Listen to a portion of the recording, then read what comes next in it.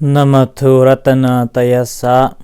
May I pay homage to Triple Gem, the Buddha, Dhamma, and the Sangha. My respect goes to my parents and my teachers. Hello, good evening, everyone. So today is Tuesday, the 6th of October 2020, and this is Ajahn Sujan from Varapunya Meditation Center, Aberdeen, Scotland. As usual, I'm here with you.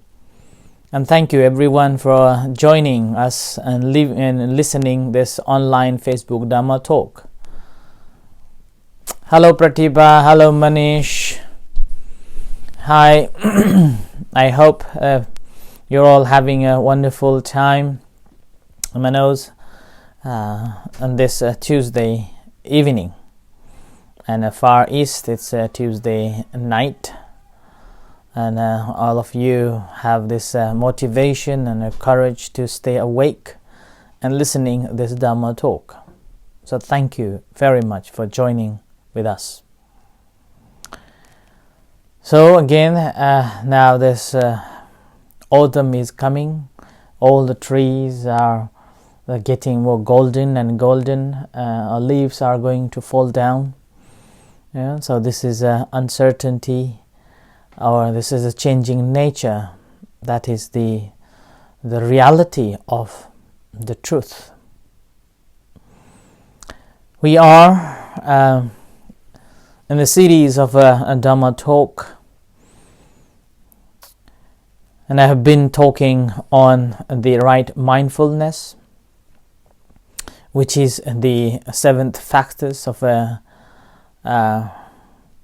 Eightfold Noble Path. And this is in line with the first discourse of the Buddha, the Dhammanupassana Sutta. In this Dhammanupassana Sutta, if we study properly, what we can find that this sutta includes all the teachings of the Buddha.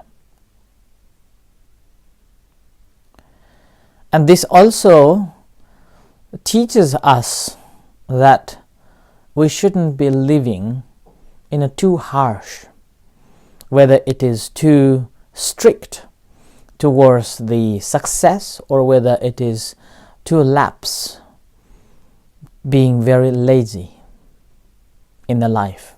So we have to walk on the middle path.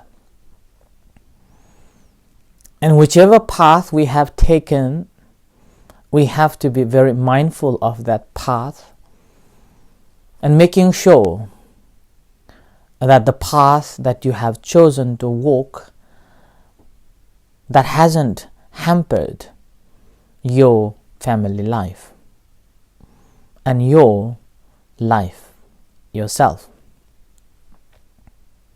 The very moment when you realize that the path that you have taken is affecting your well-being, affecting the happiness and harmony of your family life and even to the society, then it is best to reconsider the work or the task that you are working on.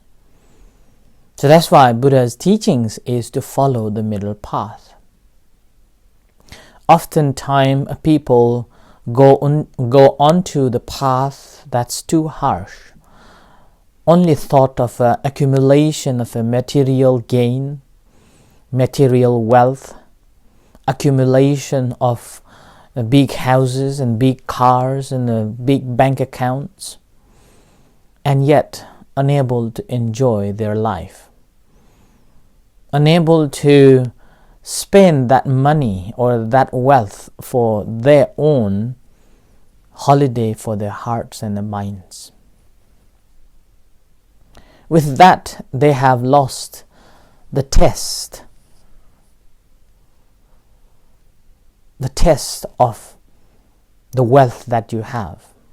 Because end of the day, all the wealth are not coming with you. Once you're gone, or once once the break off of this body, someone will take over. Someone will enjoy that wealth. So making sure that whatever wealth that you have gained, making some time for your own well-being. Do not simply hold on to the bank accounts and the amount of wealth that you have and lying on that without using it. And there are plenty of people like that too. And similarly, there are again other type of the people, those who have big heads, big plans, big aims, a big purpose in their lives, wanting to be rich, wanting to have a big house, wanting to have a big cars, and so and so.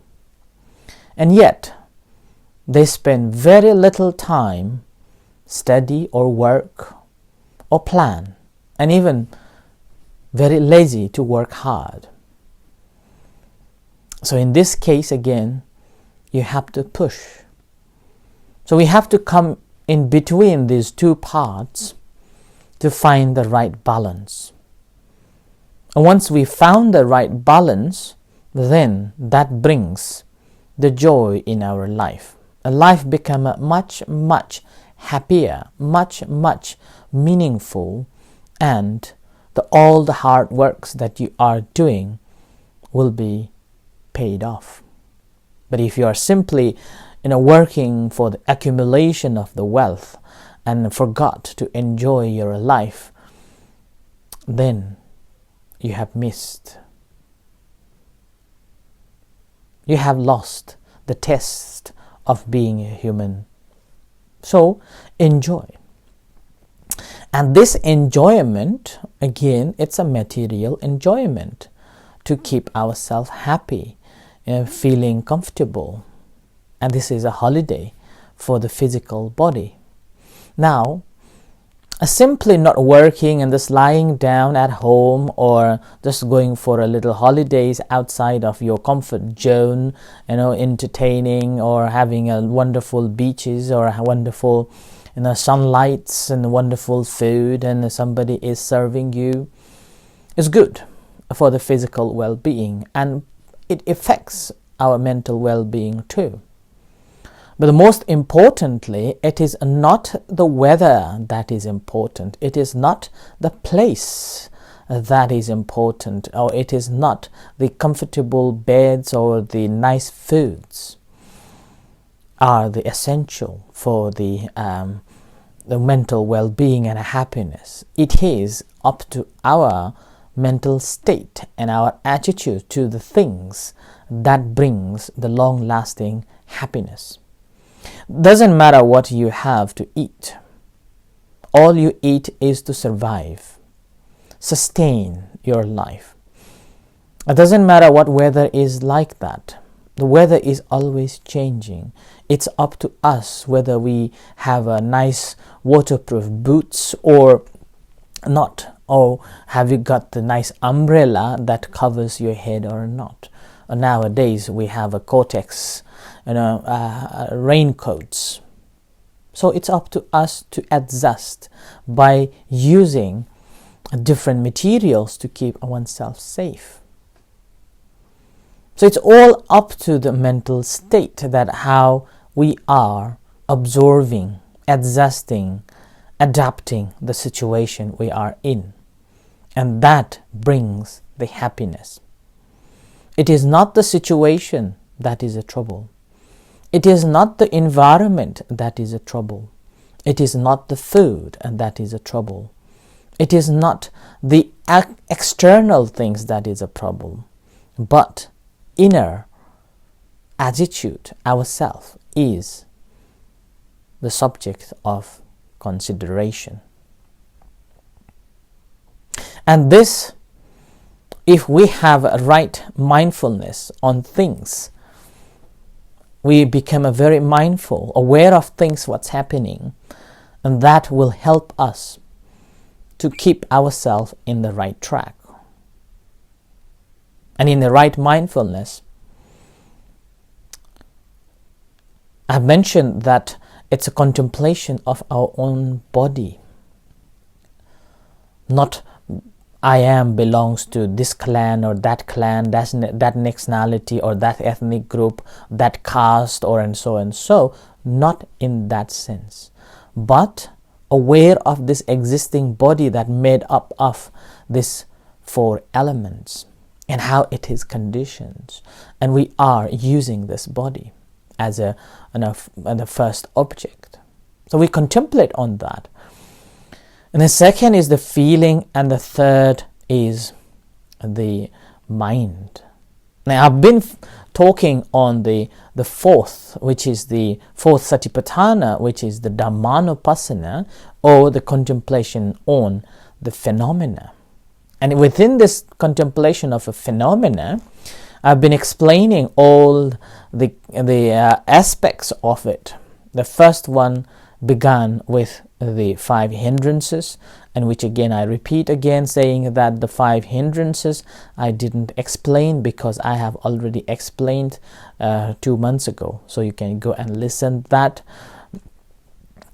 And the second is the 5 aggregates. A third is a 6 sense, internal and external basis. And the fourth is the bojjhangas, the 7 factors of enlightenment. And the last one is the 4 noble truths. So that is what I've been focusing on in this moment, at this moment, which is again just about to end.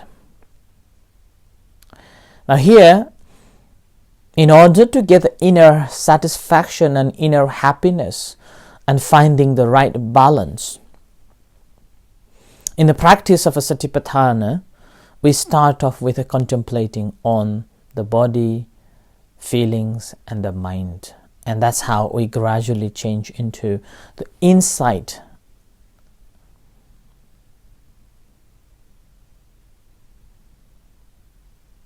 Insight. We are going into insight and investigating that. And here, as we become more conscious about, hello Emma, good evening, Prakash, Sukhi host, thank you for your blessings, Yvonne, Kanya, Prakash, thank you, Prakash from Phuket, thank you, Margaret, and everyone. Yeah. So, in the practice of a satipatthana, what happens is that once the mind, you become aware of the mind and able to contemplate on the mind and different stages of your mind.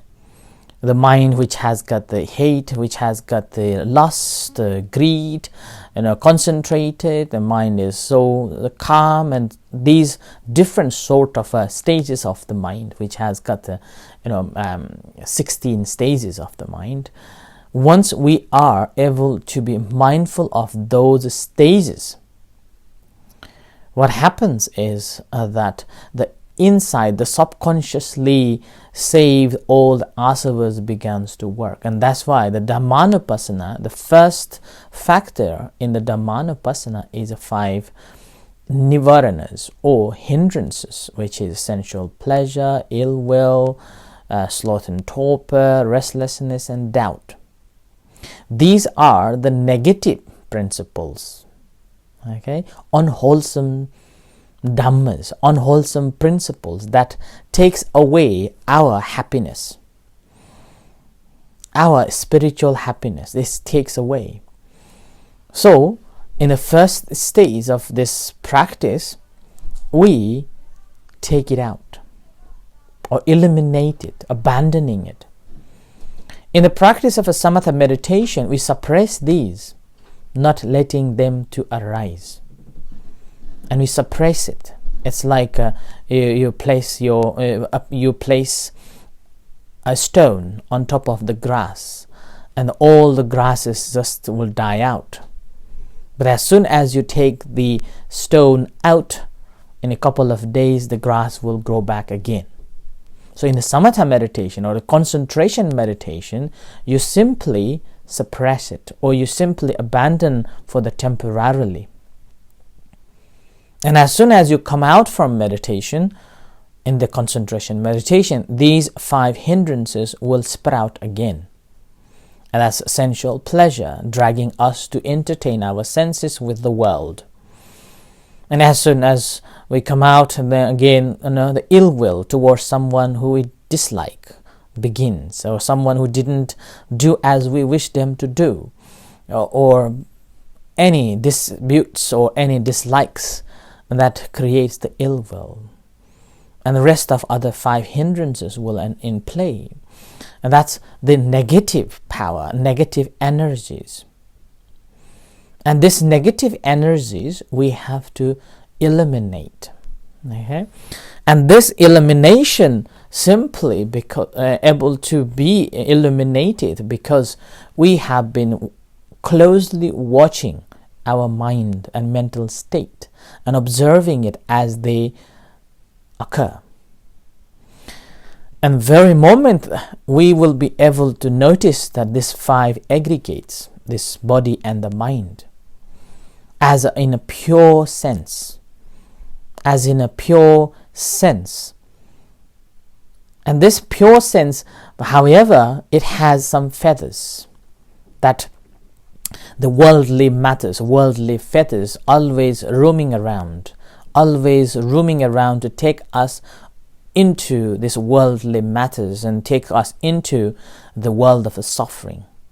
It's these feathers, like, this belongs to me, I don't like this, and my view is that these rituals should be done in this way, and these rituals should be done in that way, and then I have this doubt about these teachings, and so and so. So that's why this feathers will be roaming around in this nama and rupa, the body and the mind, or the 5 aggregates. And this again, if we are not mindful enough, it extends more as our eye sees an object. We will be proliferating that I see this and which is beautiful for me. I hear the sound and this is wonderful for me. I hear this sound, I dislike it. I see this person, I dislike it. And so on. And that's because of the feathers are always roaming around. But the 5 aggregates, this body and the mind itself, is neither wholesome nor unwholesome. Same with the 6 senses, eye, ear, nose, tongue, and the body and the mind. They are neither good nor bad. It is called abhayakata, in a neutral position.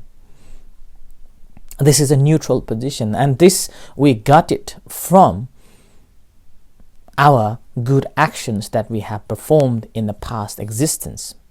So this is basically the effect of our previous actions. That's why we got this 5 aggregate and the 6 senses and 6 bases. But these 2 are basically inactive. It's a passive. It's inactive. The very moment when these feathers roams around, and then as soon as we see things, as soon as we come to contact with something, then we create the desire. We create the desire. So because of that, creating a desire, we go into the cycle of suffering, cycle of dukkha, cycle of dissatisfaction, cycle of this misery again and again. And that is the reason why we have to have such a great strength or powerful mindfulness. It's called sati sambhojanga. And that comes to the 7 factors of enlightenment. That sati sambhojanga means the direct and correct and also in evenly, in entirety, ability to develop these factors to be awakening by having the right mindfulness. That's why it's a sati sambhojanga. And this sati in the 7 factors of enlightenment is such a pure form of the mindfulness that has known that all the 5 hindrances are abandoned, and the 5 aggregates and the 6 senses, which is normally combined or accompanied by the feathers, has been disconnected. And whenever the 5 aggregates and 6 senses are around, the mind is always present at that time, attentively paying attention to each and every details of it with a correct, precise, and watching it very closely. And when you are watching in that sense, in that way, what happens is you will be able to comprehend it. That's called a dhammanupassana, analytically understanding that without analyzing, and which again I have spoken 2 days ago. So you can go back and listen to that talk on the 7th Satta Bhojangas. And I've explained that. And then how this wisdom arises. The pure form of realization, pure form of understanding things as they are. And with this, we will be having a lot of strength, inner strength, to keep ourselves in a finding the great happiness in the world, as well as it will give us the spiritual comfort and refuge for further years or further new lives to come until the liberation. And here you will never give up paying attention to the actions that you are taking. There will be a wholesome, see, the 5 hindrances are unwholesome, bad. And the 2, the body and the 6 senses are abhiyakata, the neutral position, no bad, no good. And now 3rd stage, which is the 7 factors of enlightenment, this is the wholesome, the good ones, the kusala dhammas, the wholesome dhammas. Now, in order to have this wholesome dhamma more stronger, we need to take away all the feathers one after another along with this understanding. So the effort, the 3rd factors of enlightenment, the effort is such a wonderful that it always encouraging us to practice, encouraging us to develop, encouraging us to prevent from arising these 5 hindrances, encouraging us to be fulfilling this wonderful the happiness, the enlightenment. And what happens is because of that wholesome state, because of the mind is such in a kusala dhammas, a wholesome state, and always being alert and awake and attentive, that brings bliss, joy, happy, delight in the practice, delight in the knowledge, delight in the understanding. And with this you will have an inner calmness, the tranquil inner calmness and tranquil serenity you will get. The mind is complete, zoned in, and the mind attains the equilibrium, the complete a balanced mind. When this comes into the balanced mind, that's why it's called, once you have attained the 7 factors of enlightenment, you will attain the vidya and vimutti. And here vidya is a knowledge. Knowledge, what is a knowledge here talking about? The knowledge is about the 4 Noble Truth. 4 Noble Truth. And we will be able to comprehend this 4 Noble Truth. And there is no dukkha anymore. We got the dukkha because we haven't understood properly that things that arises, things what's in there and what's in here are all impermanent, changing at all the time. But we cannot accept this this changing nature. Inability to accept that changing nature brings the suffering. And we will be able to understand that. And that's why it is called the vidya, the knowledge.